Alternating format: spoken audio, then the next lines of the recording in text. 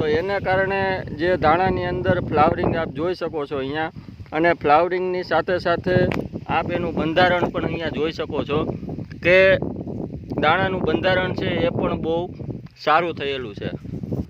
આજે આપણે ફરી એકવાર ભેસાણ તાલુકાના છાલડા ગામની અંદર એક પ્રગતિશીલ ખેડૂત નિલેશભાઈ રાદડિયા એમની વાડીની મુલાકાતે આવેલા છીએ.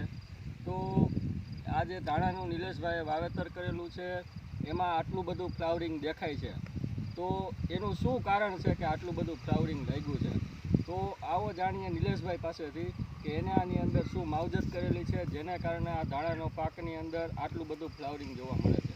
તો નિલેશભાઈ, પહેલાં તો તમારું નામ અને ઓળખાણ આપી દો. મારું નામ નિલેશભાઈ રાદડિયા છે, ગામ છાલડા, તાલુકો વિસાવદર, જિલ્લો જુનાગઢ. તો નિલેશભાઈ, આ જે તમે દાણાનું વાવેતર કર્યું છે, આની અંદર આવું તે શું કર્યું છે કે આની અંદર આટલું બધું ફ્લાવરિંગ જોવા મળે છે? આની અંદર રુજુતાનો 2 સ્પ્રે કરેલા છે. રુજુતાનો 2 વખત છંટકાવ કરેલો છે. એની અંદર પહેલો સ્પ્રે ક્યારે કર્યો હતો? પહેલો સ્પ્રે માપે ફ્લાવરિંગ ચાલુ થયું ત્યારે કરેલો હતો. અને બીજો સ્પ્રે 20 દિવસના ગાળે કરેલો છે. 20 દિવસના ગાળે કરેલો છે. તો આ રુજુતા મારવાથી તમને દાણાની અંદર શું ફરક જોવા મળે છે? ફ્લાવરિંગ સારું દેખાય. ફ્લાવરિંગ સારું દેખાય. શું લાગે છે, રુજુતા મારવાથી ઉત્પાદનમાં વધારો આવશે? વધારો થાય. હવે આ જે તમે રુજુતા વાપર્યું છે, તો બીજા પાકોની અંદર તમે આનો ઉપયોગ કરો છો? બધા પાકમાં કરેલો. કેટલા વર્ષથી રુજુતાનો ઉપયોગ? 2 વર્ષથી. છેલ્લા 2 વર્ષથી આ તમે રુજુતાનો ઉપયોગ કરો છો. હવે આ રુજુતાની ભલામણ તમારે બીજા ખેડૂત મિત્રોને કરવી હોય તો કરી શકાય?